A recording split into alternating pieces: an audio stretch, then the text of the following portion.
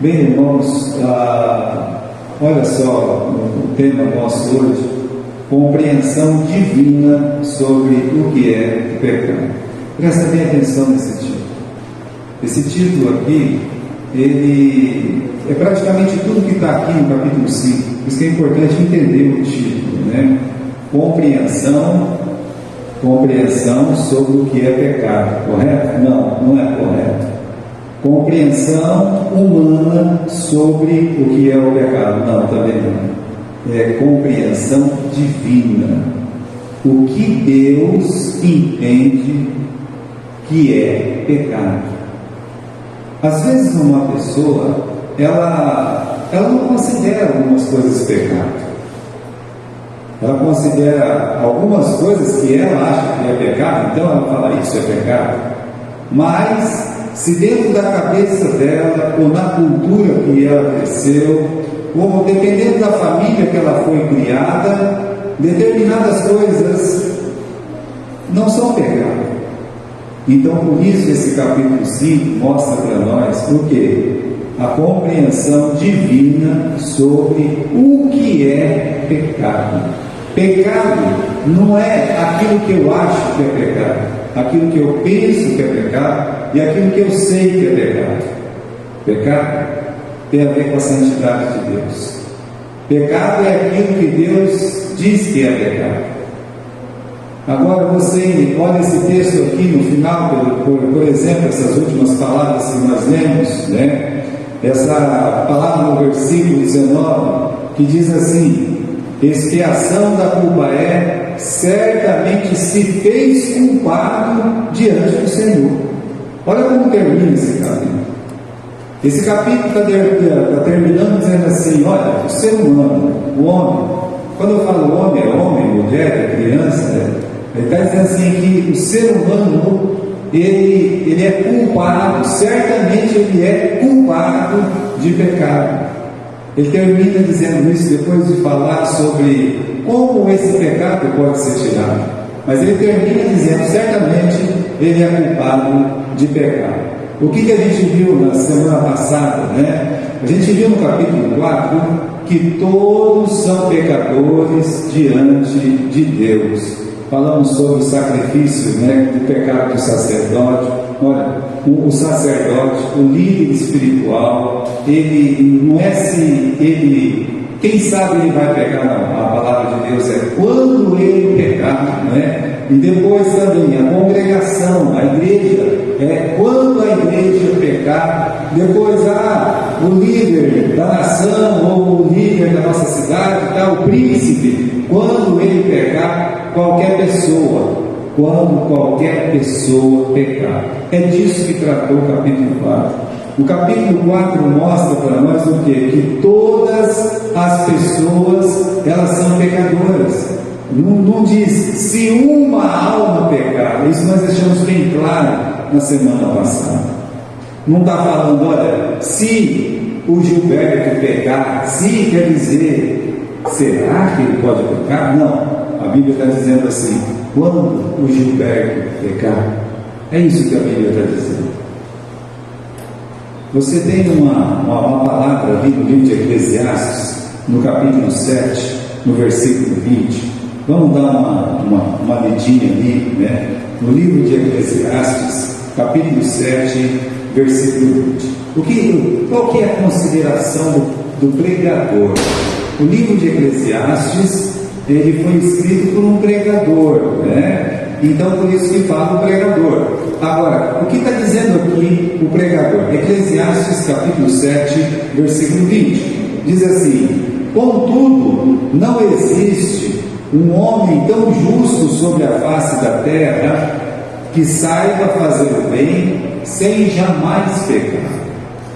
Então ele considera que na face da terra não exista um homem que seja tão justo a ponto de ser incapaz de pecar. Então não existe essa pessoa incapaz de pecar. Somente o nosso Senhor Jesus Cristo passou por esse crivo. Cada pecado tem a sua punição, né? Pode passar aí, irmãos, né? Cada classe de pecador, para cada um deles tem uma extensão do pecado. Por quê? Porque o pecado, principalmente o pecado do sacerdote, o pecado da congregação, interfere diretamente na comunhão, na adoração e na consciência. Por isso tinha que fazer todo aquele serviço, sangue na cortina, sangue no altar, e, meus irmãos, levar a pessoa também a entender, olha, a consciência tem que estar limpa, a adoração tem que estar novamente aberta entre a pessoa e Deus, a comunhão ela tem que ser constante. Então Deus, Ele tenta curar através do sacrifício a comunhão. Deus quer a comunhão, Deus quer a nossa adoração, e Deus quer cada um de nós com a consciência limpa. Veja, é muito importante isso, né? Por quê? Porque quando Adão pecou, não foi o Adão que foi atrás de Deus, correto? Quem que foi atrás de quem? É Deus que vai atrás do Adão. O que isso significa? Significa que Deus, Ele quer a comunhão com o homem, Ele quer essa comunhão, Ele quer a adoração do homem, Ele quer que o homem o louve. Ele não precisa, mas Ele quer. Meus irmãos, Salmo 92, que a gente viu no domingo, bom é louvar ao Senhor, é uma coisa boa. Por que é bom? É bom porque Deus disse que é bom, não é eu que estou dizendo que é bom para mim, eu sei, mas se está na palavra de Deus, é porque Deus diz, é bom a gente louvar ao Senhor. Lembra dos 10 leprosos? Eles foram lá, 9 deles não voltaram para louvar ao Senhor, e Jesus disse, só um voltou para me louvar, né? Então Deus, Ele quer a comunhão com o pecador, Ele quer a adoração desse pecador remido, Ele quer que o pecador remido entenda o quê? Entenda que a sua consciência tem que ficar limpa, derramar o sangue na base do altar, pegar o sangue e colocar no altar. O que isso significa? É o sangue do Cordeiro na cruz. A cruz é o altar. Você olha para a cruz, você tem paz. Tendo paz com Deus. Por que você tem paz com Deus? Porque você entregou sua vida para Jesus, justificado pela fé. Muito bem, meus irmãos, o pecado, né? Eu vi com vocês que interfere na comunhão, na adoração, na nossa consciência, né? E vamos aqui no livro de Provérbios, já que você está pertinho aí, abra no livro de Provérbios, no capítulo 20, no versículo 9. Como é que a gente vai responder essa pergunta aqui de Provérbios? Abra lá no livro, capítulo 20 e versículo 9. Provérbios 20 e 9. Diz assim: quem poderá dizer, purifiquei o meu coração, eu estou limpo, eu estou sem pecado, né? Quem é que pode dizer isso? Olha só, isso é diferente da consideração de Eclesiastes, capítulo 7, versículo 20. Em Eclesiastes, capítulo 7, versículo 20, diz o quê? Que ninguém pode dizer que não tem pecado, como ensina Romanos 3, 23. Todos são pecadores. É a consideração do pregador. Aqui é uma pergunta. Qual é a pergunta? Olha, vamos aqui de novo no versículo 9, né? Quem me pode dizer, purifiquei o meu coração, limpo estou do meu pecado? Quem é que pode chegar e dizer assim, eu estou limpo do meu pecado? Quem é que pode dizer isso? Só quem experimentou a cruz de Cristo. Não é isso que ensina 1 João capítulo 1, versículo 9? Se confessarmos os nossos pecados, Ele é fiel e justo para nos perdoar os pecados, nos purificar de toda a injustiça. Então, para essa pergunta aqui, tem uma resposta positiva. Para aquela consideração do pregador, não. Lá é assim, eu tenho que considerar que o pregador está certo. E aqui? Aqui eu tenho que considerar que há solução. Por que eu estou dizendo isso? Vamos voltar para o capítulo 5, lá do livro de Levítico. Por quê? Porque o livro de Levítico trata de um pecado completamente diferente dos outros pecados, que é o pecado da ignorância. O que é isso? É o pecado que você não sabia que era pecado. Mas se não seria pecado, como é que eu vou ser culpado de uma coisa que eu nem sabia? Eu estou com a minha consciência limpa. É verdade. Está com a sua consciência limpa. E desde quando a sua consciência limpa significa que você está sem pecado? Parece um absurdo o que eu estou dizendo aqui.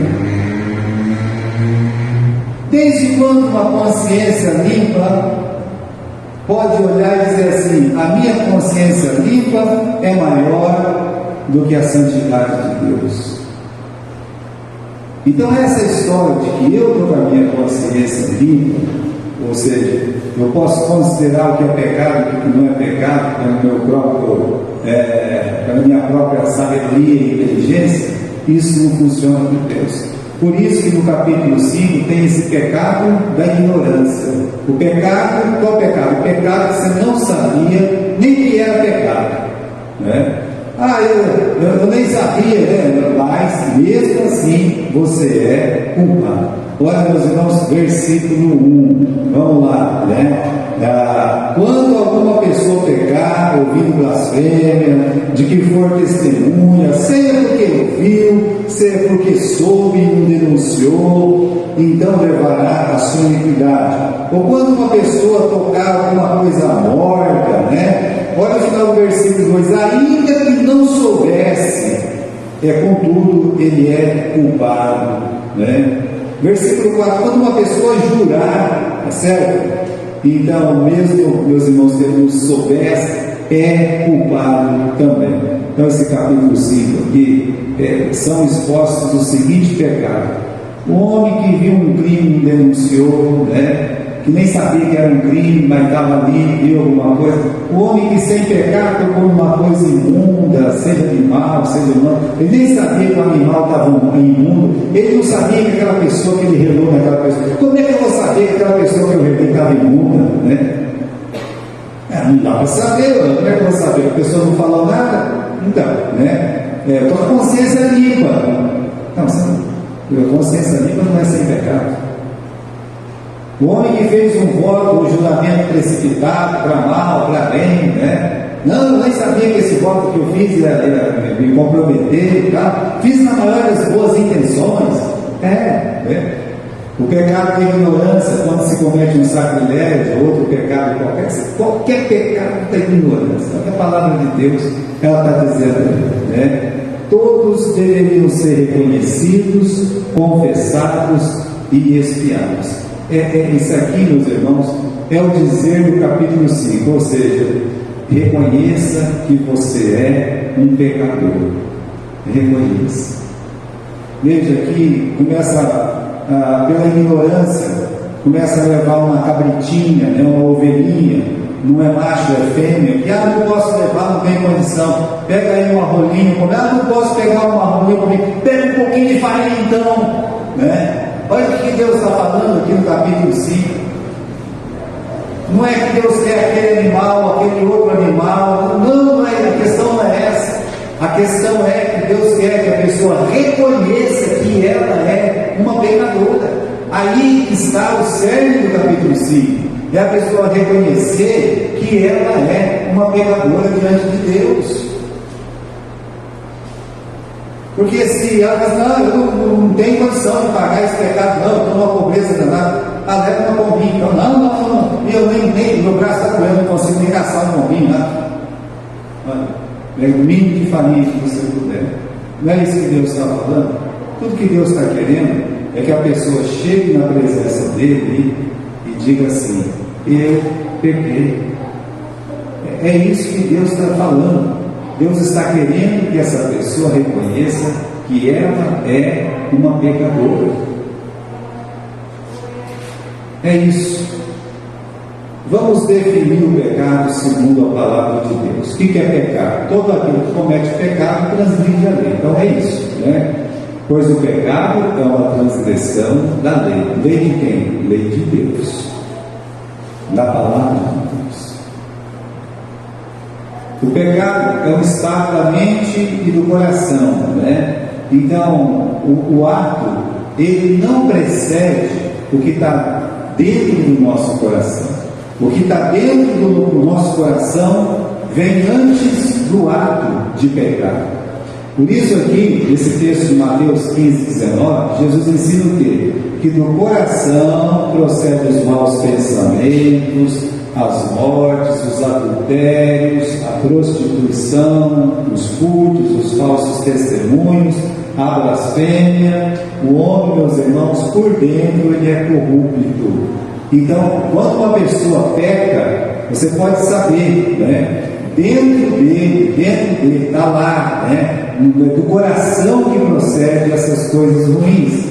Então, pecado é isso, né? A Bíblia ainda diz outras coisas sobre o pecado, que todos são pecadores, que o salário do pecado é a morte, e que quem comete o pecado é o diabo. Ou pelo menos ele está fazendo o quê? Ele se identifica com o diabo, com Satanás, por causa do pecado. E tem 3 formas de pecado, né? Quais são as 3 formas de pecado? Eu posso pecar, o pecado da comissão, né? O que é o pecado da comissão? Tudo que eu faço errado aos olhos de Deus, seja mentira, seja adultério, seja assassinato, seja inveja, seja amarga, tudo que você, não é a lei lá, tá? Então, tudo que fizer, você cometeu esse ato, então, olha só, você é um pecador. Mas também peca-se por omissão, né? Quando eu deixo de fazer uma coisa e eu não faço aquela coisa, sabendo que eu podia fazer aquela coisa, ninguém nem vai saber também que você é um pecador, a não ser aquela pessoa que sabe que você poderia ajudar ela. O pecado da omissão, aquele que sabe fazer o bem não faz peca, diz o livro de Tiago. Omitir-se de alguma verdade, de um compromisso. Então, esse é o pecado da omissão. Eu sei que eu tenho que pregar o Evangelho para alguém, não prego, é o pecado da omissão. Olha, eu sei que eu tenho condição de ajudar aquela pessoa, não ajuda, é o pecado da omissão. Eu sei que eu posso trabalhar mais na igreja, não trabalho, também é pecado da omissão. Então tem pecado de comissão, tem pecado da omissão, agora tem o pecado da ignorância, tá? O fato do homem não conhecer a vontade de Deus não elimina a realidade do pecado, né? Eu não sabia, né, que aqui a lei é assim, o motorista. Você pode até não saber, meu amigo, mas está errado do mesmo jeito. Está errado, vai ser multado, não é assim que eles fazem com a gente, né? Então, o fato do ignorante estar em paz com a sua consciência não quer dizer que ele está em paz com a justiça de Deus. Não vai estar. É o pecado da ignorância. Por que é importante a gente entender esse pecado aí, né? Olha só, vamos continuar aqui no nosso estudo. Vamos meditar sobre esse pecado da ignorância, né? Capítulo 4 aqui de Levítico, versículo 27. Qualquer pessoa do povo que pecar por ignorância. Capítulo 5, versículo 15. Quando alguma pessoa cometeu uma transgressão e pecar por ignorância, agora repare o que está escrito: ignorância nas coisas do Senhor, né? Eu considero algumas pessoas têm um elevado nível moral, como a gente está falando, uma boa consciência, e ele mesmo fez o seu código de ética. Eu tenho meu código de ética, né? Essas pessoas se colocam acima de Deus, e aí eles dizem assim: isso é pecado, isso é errado, isso não é. Isso não é. E aí há muitas coisas que o moralista assim vai omitir, e vai escapar da sua percepção, que ele considera certo, mas Deus abomina, né? Isso não está errado não, mas e se Deus fala na sua palavra que é errado, na Bíblia, é errado. Se está escrito lá, é errado. E pronto, não tem, né? Mas eu não sabia, porque fizeram o pecado da ignorância, né? Como é que Deus vê esse pecado? Ele vê segundo a exigência da sua santidade, e não segundo o nosso conhecimento ou o nosso padrão que nós mesmos estabelecemos. Então, irmãos, Deus ele não vai medir o pecado pelo seu conhecimento, não vai medir o pecado pelo que você acha, você considera. Os homens gostam de bater no peito e falar que é assim. Não é assim com Deus. Deus ele vai analisar o pecado dentro da sua santidade, a exigência da sua santidade. É por isso, meus irmãos, que Jesus, antes de suprir a nossa necessidade pecadora, ele fez o quê? Ele cumpriu as exigências do Pai. É simples assim. Então, o pecado é analisado de acordo com a santidade de Deus. É assim que Deus analisa o pecado, de acordo com a sua própria santidade. O que é importante destacar, né? Que o pecado não é julgado segundo a consideração humana, mas segundo a consideração da santidade divina.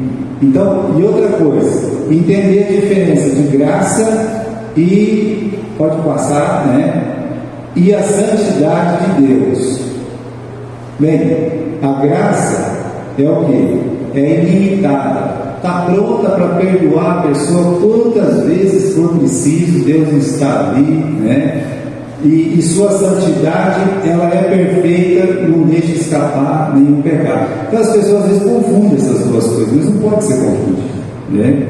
A graça, meus irmãos, é aquele abraço de Deus, o amor de Deus com suas mãos, e a santidade de Deus. A santidade de Deus é exigente. Então, duas coisas aí que estão no nosso Deus e precisam ser consideradas, né?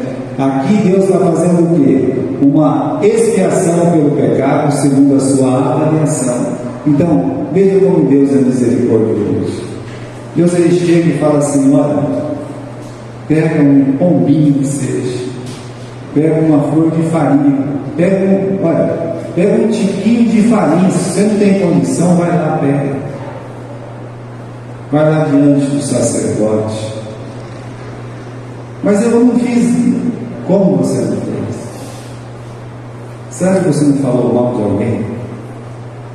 Será que você não desejou o mal de alguém? Será que você, sabendo dos seus compromissos, seja com a sua família, seja com o seu trabalho, seja com a sua igreja, você se omitiu? Imagine quantas coisas nós pecamos por ignorância, nós nem paramos para pensar, mas nós pecamos. E Deus está dizendo assim: vai lá, meu filho, confesse o seu pecado, confesse, eu aceito a confissão. A palavra que se repete sempre nesses textos, né, de sacrifício, olha lá. Veja o versículo 11, por exemplo, versículo 10, perdão, só para a gente ver. Lá no finalzinho do versículo 10 está escrito assim: e ele será o quê? O que está escrito aí? No final do versículo 10, a última frase do versículo 10: vai ser perdoado, e ele vai ser perdoado. Se dependesse dele, ele nem sabia que era pecado, e Deus está querendo que ele vá lá, assim: eu sou um pecador. Essa consideração que teve em Pedro, né, de chegar em Jesus e dizer: Senhor, afasta de mim, eu sou um homem pecador. Aquela consideração, irmãos, do profeta, né, Isaías: eu sou um homem de lábios impuros, eu vivo no meio de pessoas impuras. Ele considera o seu mal, ele considera o seu pecado. Portanto, irmãos, o que Deus está querendo mostrar aqui nesse capítulo, né? Que todo homem é pecador.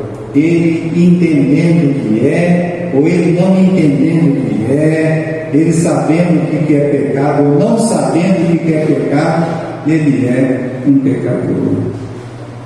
E Deus está querendo perdoar esse pecado desse pecador.